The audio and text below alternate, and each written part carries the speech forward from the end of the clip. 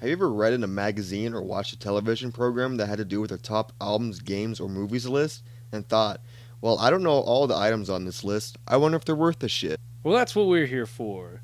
We're taking the gargantuan list that is Rolling Stone magazine's top 500 albums list, created in 2003 and updated in 2012, and looking at every single album individually.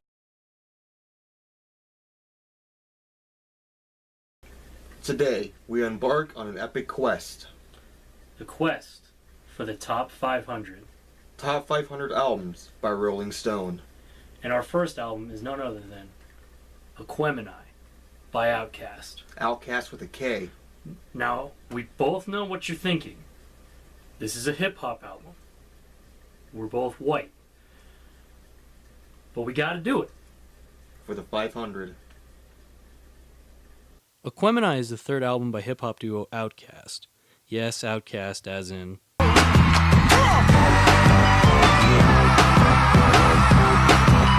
Aquemini was released in September 1998, roughly 2 years after Outkast's second album, Atlians?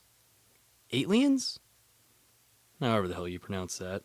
The album was a result of the duo wishing to expand on the music created on their second album. It didn't hurt that sold well. This allowed more creative freedom during the process, and the duo hired numerous musicians who came in and left often, which would later influence the final product. Aquemini. What kind of name is that, you might ask? Well, Aquemini is the juxtaposition of the two musicians' zodiac signs.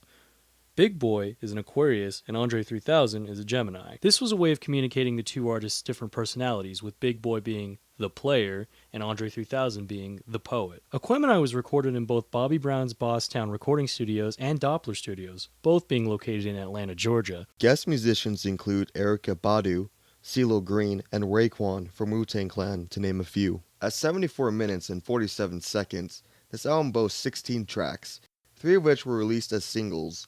Those would be The Art of Storytelling, Part 1, Skewed on the Barbie, and Rosa Parks. Oddly enough, in 1999, Rosa Parks actually filed a lawsuit against Outkast for using her name as the title of their song, claiming that Outkast used her name for false advertising and stating that the song was a defamation of her character. The lawsuit was dismissed in 1999 due to First Amendment rights, but was brought back in 2003 with the court stating that the group needed an artistic reason for using her name. There's a lot that Aquemini has to offer fans of not only hip-hop, but music altogether. It's a well put together album that can be seen influencing quite a few artists, namely the recent Kendrick Lamar. So what do you think of the album? I thought it was actually pretty good. Same. See, I don't really listen to rap that much because I'm not really a big fan of the genre. Well, hip-hop, that is. Rap is what you do. Yes. But I went into this with an open mind, and I was pleasantly surprised. As was I. I mean, it's not just rapping. It's a lot of other musical genres put into it. Exactly. I think that what Big Boy and Andre 3000 accomplished with this album really kind of sets the standard. I mean... Yeah. And there's a lot of people credit to this album because they just brought a whole bunch of musicians in to work on it and help with creating it. And that made it even more creative, in my opinion. Yes. What's your favorite track? I really liked Rosa Parks. Yeah, same here. I really do like that track. Like the whole harmonica thing in it? Uh-huh. I thought that was really interesting. I like Skew It on the beat, the bar B. Yeah. That's a good song. Yeah.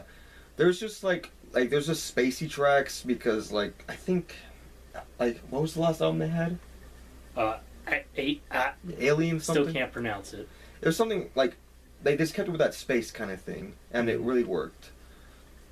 So, yeah. There's just a lot of stuff that keeps from being just a rap album.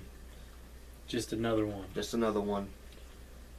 So, and honestly, I think it's a very strong start. Yes. Hopefully, it stays this way.